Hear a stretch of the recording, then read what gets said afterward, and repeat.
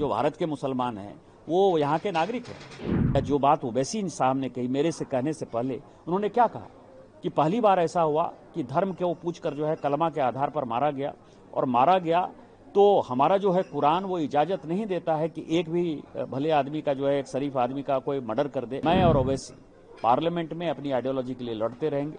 मेरा जहां तक सवाल है, बांग्लादेशी घुसपैठियों के खिलाफ, एपीजमेंट के खिलाफ हमारी लड़ाई जारी रहेगी। हम साथ साथ हैं, साथ साथ रहेंगे। जिस तरह से अलग अलग पार्टी के लोग आए यहाँ पे, और खास तौर पे अगर बात की जाए तो आप और ओवैसी जी, जहाँ पार्लियामेंट में हमें इंडिया में देखने को मिलता है एक दूसरे के ऊपर छीटाकशी रहती है, हर चीज में वाद विवाद रहता है, विचारधाराओं को लेकर है, लेकिन जिस तरह से आप लोग रिप्रेजेंट किए यहाँ पे और एकजुटता दिखाई, जो कहा जाता है कि यूनिटी इन डाइवर्सिटी जो इंडिया का मेन फेस रहा है, वो कितना कारगर साबित हुआ और देशों का किस तरह से उस पर एक तरह से कहा जाए कि उनकी तरफ से कैसी बातें आई इसको लेकर, इस तरह की यूनिटी को लेकर।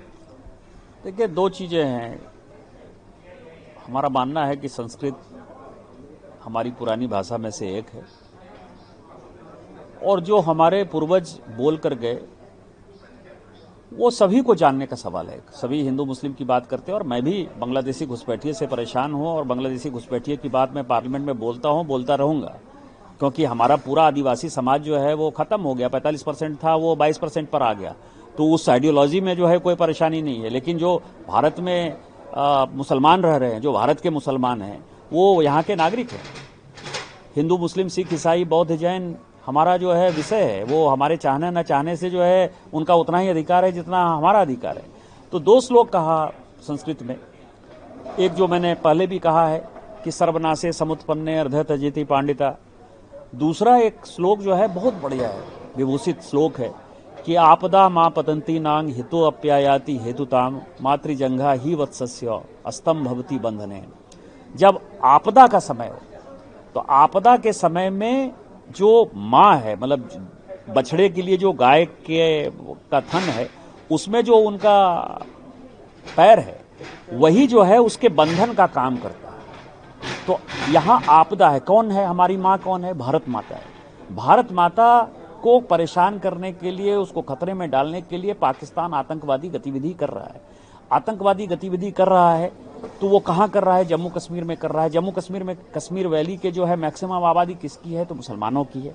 तो सवाल ये है कि जो पूंछ में सेलिंग हुआ है, पाकिस्तान ने मारा है, तो उसने धर्म पूछ के थोड़े मारा है, उसने मुसलमान भी मरे। स्वाभाविक है कि पहलगांव की घटना अलग है। पहली बार ऐसा हुआ कि उन्होंने कलमा के आधार पर जो है हिंदुओं को मारा है, ये पूरी दुनिया में। और हमने चारों मीटिंग में, यदि आपने देखा होगा, चारों जगह मुस्लिम कंट्री में आते हुए भी हमारे लीडर ने जब शुरू किया, या जो बात ओवैसी साहब ने कही मेरे से कहने से पहले, उन्होंने क्या कहा कि पहली बार ऐसा हुआ कि धर्म के वो पूछकर जो है कलमा के आधार पर मारा गया, और मारा गया तो हमारा जो है कुरान वो इजाजत नहीं देता है कि एक भी भले आदमी का जो है, एक शरीफ आदमी का कोई मर्डर कर दे। ये कुरान के खिलाफ जाकर कह रहा है। जो कुरान की आयत बोल रहे हैं वो गलत बोल रहे हैं। तो आज भारत माता खतरे में, भारत माता खतरे में है, तो हिंदू मुस्लिम सिख ईसाई बौद्ध जैन सबों का ये देश है। यही कारण है कि मैं और ओवैसी पार्लियामेंट में अपनी आइडियोलॉजी के लिए लड़ते रहेंगे। मेरा जहां तक सवाल है, बांग्लादेशी घुसपैठियों के खिलाफ, एपीजमेंट के खिलाफ हमारी लड़ाई जारी रहेगी। लेकिन ये देश बचेगा, देश में लोग बचेंगे, हिंदू मुस्लिम सिख ईसाई बचेंगे, तभी एक दूसरे के साथ जो है हम बातचीत भी कर सकते हैं, संघर्ष भी कर सकते हैं। यदि हमारी डेथ हो जाएगी, यदि हम मर जाएंगे, भारत का अस्तित्व ही खत्म हो जाएगा, फिर हम कौन सी लड़ाई लड़ेंगे? और इसी कारण से हम बाहर आए, और हमने एक यूनाइटेड फोर्स के नाते पूरी दुनिया को बताया कि हम साथ साथ हैं, साथ साथ रहेंगे। 140 करोड़ लोग इस लड़ाई में पाकिस्तान के खिलाफ हैं, और पाकिस्तान यदि कोई गलती करेगा, फिर मैं दोहरा रहा हूं, पाकिस्तान ने यदि इस बार कोई गलती की तो पाकिस्तान का नामो निशान हम इस पृथ्वी से उड़ा देंगे, खत्म कर देंगे।